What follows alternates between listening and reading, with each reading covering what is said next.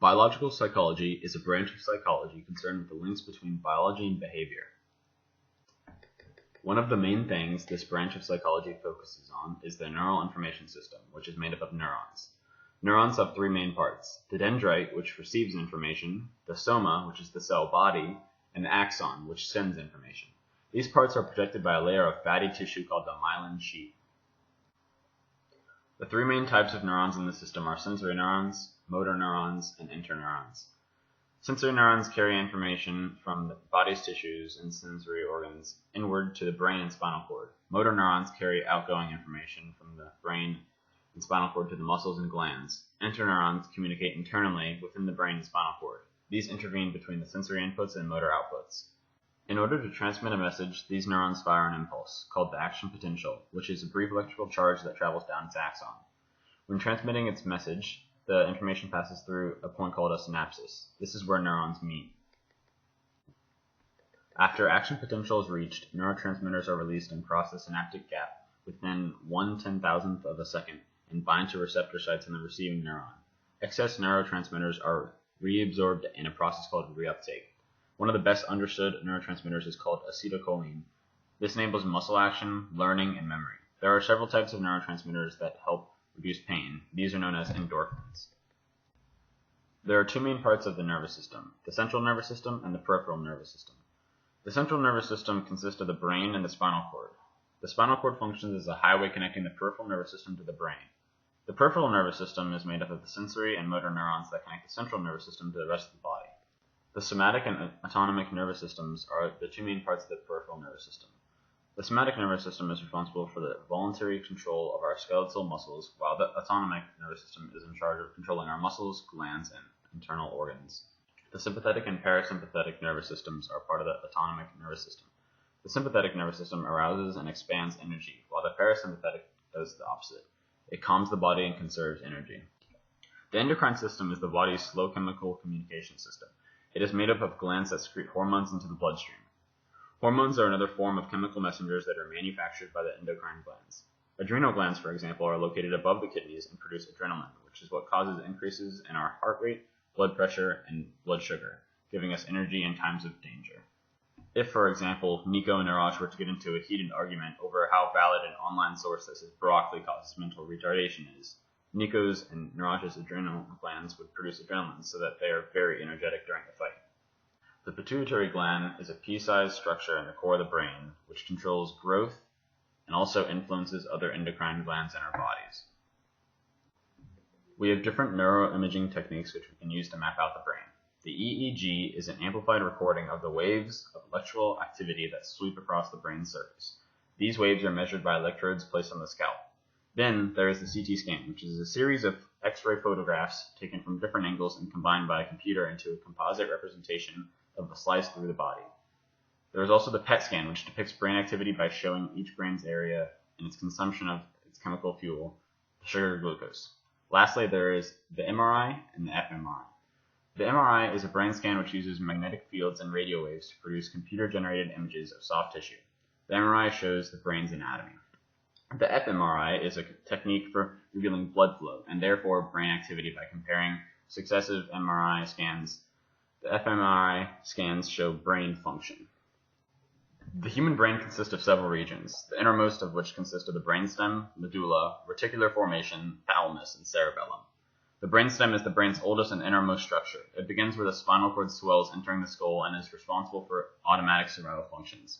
The slight swelling is the medulla, which controls heartbeat and breathing, while the pons, which sits right above the medulla, controls movement. Inside the brainstem between the ears is the reticular formation, which is the nerve network that serves to control arousal. Then there is the thalamus, which functions as a switchboard, directing all senses, except for smell, to higher regions in the brain. And then there is the cerebellum, which sits in the back of the brain and is responsible for processing sensory output and balance. The limbic system mainly controls emotions, such as fear and anger, and basic motives such as those for food and sex. One part of the system, known as amygdala, influences aggression and fear. The hypothalamus governs bodily maintenance by influencing hunger, thirst, body temperature, and sexual behavior. The hippocampus is involved with the storage of long-term memory, so you never forget stuff like seeing a hippo on campus.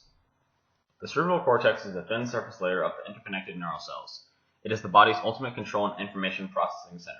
Several unconfirmed sources have reported that this part of the brain may be underdeveloped in those who have consumed excessive amounts of broccoli. The billions of nerve cells that make up the cerebral cortex, as well as the rest of the brain, are held together by glial cells, which are nicknamed glue cells. The whole cortex has 4 sections: the frontal lobe, the parietal lobes, the occipital lobes, and the temporal lobes. The frontal lobe is behind your forehead. This deals with decision-making, planning, organizing, and personality. At the rear of the frontal lobe is the motor cortex, which is an area that controls voluntary movements. The parietal lobes are at the top and rear of your brain. These are involved with touch and taste and contain the sensory cortex, which registers and processes body touch and sensations. The occipital lobes are at the back of your head. These lobes are for visual processing, and the temporal lobes are just above your ears. These are involved with hearing, language, and memory. If Nico and Niraj were to get into a fight over whether broccoli causes mental retardation, and Nico would have his temporal lobe, and more specifically his Wernicke's area damaged, because Niraj is a superior fighter, then Nico would most likely develop aphasia, which is a language disorder. This damage to Nico's Wernicke's area would cause him to have trouble forming fluent and grammatically correct sentences. Luckily for Nico, plasticity, or the ability for the brain to modify itself after some types of damage, could allow his brain to heal and reduce the effects of his aphasia. Behavior genetics is the study of the relative power and limits of genetic and environmental influences on our behavior. Our genetic master code is kept inside the nucleus of every cell in our body. Within each nucleus are 46 chromosomes. 23 are from our father, and 23 are from our mother. Each is composed of DNA, which is a molecular coil made up of individual genes, or biochemical units of heredity. In order to single out what characteristics come from genetics and which come from our environment, scientists look at identical twins, which may grow up separately, but are genetically identical, since they come from a single fertilized egg. Fraternal twins, however, come from 2 separately fertilized eggs, and are no more genetically similar than an ordinary brother and sister. Identical twins that grew up in separate environments still tend to share a large amount of characteristics. A famous example of that is of Oscar Stohr and Jack Pugh. One of them grew up in Germany as a Catholic and a Nazi, and the other as a Jew in the Caribbean. However, they both enjoyed similar things like spiced food and sweet liquors. In addition, they also had the habit of falling asleep while watching TV. Other studies concerning biological versus adoptive relatives tend to show the same trend of biological factors playing a larger role than environmental factors. Studies by Thomas Buchard show that adopted children tend to have more similar personalities to their biological parents than their adoptive parents. This is even seen in monkeys being raised by foster parents. However, environment can also have the effect on children's attitudes, values, manners, and faith. Using twins and adoption studies, behavioral genetics can mathematically estimate the heritability of a trait, the proportion of variation among individuals that we can attribute to genes. Some human traits that are inherited come from genes that don't necessarily act alone, but interact with the environment. They respond to certain stimuli, for example. In response to major life stresses, code for protein that controls neurotransmitters involved in depression. Certain environments and stimuli trigger gene activity. Molecular genetics is a subfield of biology that seeks to identify specific genes that influence behavior. This helps discover things like whether someone has a mental retardation because of a gene or other reasons, such as the consumption of broccoli. It is also being used to pinpoint genes that predispose people to certain disorders such as depression or schizophrenia. Evolutionary psychology is the study of the evolution of behavior in the mind, using principles of natural selection. Natural selection is Charles Darwin's principle that states that traits that lead to increased reproduction and survival will most likely be passed on to succeeding generations. Changes in organisms can result from evolutions, mutations, and adaptations. Mutations are random errors in gene replication that lead to a change. One big subject studied in evolutionary psychology is the difference between males and females. More specifically, it was widely wondered whether their differences were caused by biological or social factors. It was discovered that almost every difference is caused by a social factor and expectation. Gender differences tie in with natural selection when it comes to mating preferences. An organism wants to find a mate that is going to help them survive and flourish. However, a lot of traits that a human is interested in when it comes to selecting a mate are of interest to that human because of how he or she was raised.